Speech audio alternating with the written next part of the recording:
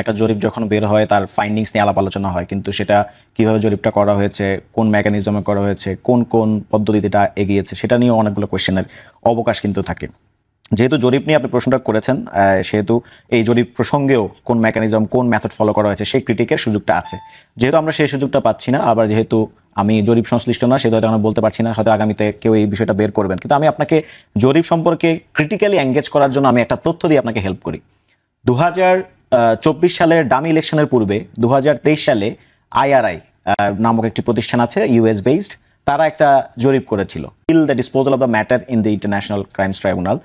Yet এরপরেও এই জরিপে আওয়ামী লীগ ইনক্লুড করার একটা ব্যাপার ঘটেছে, এবং এটাকে আমরা কোনো ইনোসেন্ট ঘটনা বলে আমি মনে করছি না। এটা নিশ্চয়ই একটা উদ্দেশ্য আছে। এবং আপনি দেখবেন বিভিন্ন টিভি টকশোতে, বিভিন্ন সেমিনারে, বিভিন্ন ফোরামে বিশিষ্ট সিনিয়র সাংবাদিক, বিশিষ্ট টকশো ব্যক্তিত্ব, বিশিষ্ট গণমাধ্যম ব্যক্তিত্ব এখন দেখবেন প্রায় সময় যে আওয়ামী লীগের কথা, যে আওয়ামী লীগের ভোট ব্যাংকটা কই গেল।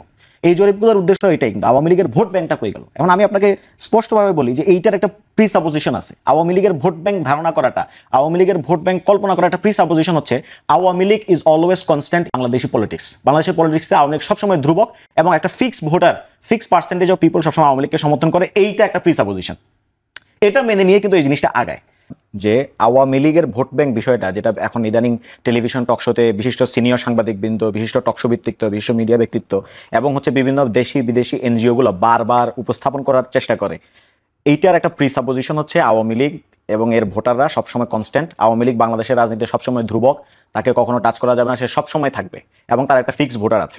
আমি সেই প্রসঙ্গে এসে বললাম যে গত 16 বছরে আপনি দেখবেন বাংলাদেশে অনেক অনেক মানুষ, এবং আরো হিসাব করে 2009 সালের পর থেকে যারা ভোটার হয়েছে তারা কেউ কিন্তু ভোট দিতে পারে নাই।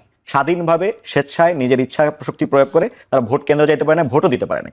তাহলে এই বিপুল সংখ্যক মানুষকে আপনি যখন বলেন আওয়ামী লীগের ভোটার, বা এই আওয়ামী লীগের ভোটগুলো কই গেল, তাদের প্রেক্ষিতে যখন আপনি বলছেন, তখন এটা ইনহিয়ারেন্টলি তাদেরকে ক্রিমিনালাইজ করা, সে তো নিয়ে আসা, এটা কোনো শর্ত না। নির্বাচন আওয়ামী লীগ ছাড়াও ইনক্লুসিভ হয় এবং পার্টিসিপেটরি হয়। এটা সবচেয়ে বড় উদাহরণ হচ্ছে ডাকসু ইলেকশনটা।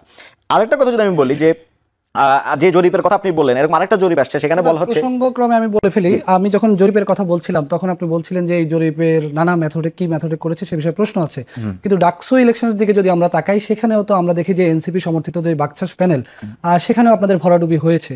এইটাকেও কি আপনারা আমলে নেবেন? না না, অবশ্যই আমলে নিচ্ছি। এখানে একটা হচ্ছে ভরাডুবি যে অর্থে দেখানো হচ্ছে সেই অর্থে আসলে কোনো ভরাডুবি হয় নাই আমার মতে। কারণ আপনি যদি দেখেন যে বাংলাদেশ জাতীয়তাবাদী দল এছাড়াও বামপন্থী সংগঠনগুলো যারা এত বছর ধরে তাদের পলিটিক্যাল লিগাসি আছে, ইয়েট আমরা দেখতে পাই যে তারা ডাকসু ইলেকশনে তাদের চেয়ে আমাদের যারা সমর্থিত যে প্যানেল, যারা বলা হচ্ছে বাকচাষ, আদর্শিকভাবে আমরা তাদেরকে সমর্থন করি, তারা কিন্তু অনেক এগিয়ে আছে, এবং বিভিন্ন হলগুলোতে কিন্তু তারা বেশ ভালো পেয়েছে, ভিপি হয়েছে, জিএস হয়েছে, নির্বাচিত। আমি একটা প্রসঙ্গ যেটা শেষ করি, আমাকে শেষ করতে, যেটা আমি সময়টা পাইনি, মাঝখানে একটা ইন্টারাপশন হলো। এই যারা বলে যে আওয়ামী লীগের এরকম ভোট ব্যাংক আছে, আপনি একটা জিনিস খেয়াল করেন, হিটলারের পতনের পরে আপনি কি মনে করেন এখন পর্যন্ত হিটলারের সমর্থক নাই বাংলাদেশে বা পৃথিবীর বিভিন্ন দেশে? সমর্থক নাই। তাহলে হিটলারের যেহেতু সমর্থক আছে, জার্মানির কোনো নেতৃবৃন্দ বা বিশ্বের কোনো নেতৃবৃন্দ কি মনে করে যে এখন তাহলে হিটলারকে নির্বাচনে নিয়ে আসা দরকার, বা হিটলারের যে নাজি জার্মানি আছে তাকে নির্বাচনে নিয়ে আসা দরকার? So it is not a logic যে ওই কোন শতাংশ কি মনে করে। বাংলাদেশে 83 লাখ মানুষ এখন পর্যন্ত ড্রাগ অ্যাডিক্ট 2025 সালের সার্ভে অনুযায়ী, এবং তারা সবাই যদি রাস্তায় আন্দোলন করে যে কালকে থেকে আমাকে ড্রাগ অ্যাডিকশন জায়েজ করে দিতে হবে, বৈধ করে দিতে হবে, লিগালাইজ করে দিতে হবে, আপনি কি এটা বৈধ করবেন? 83 লাখ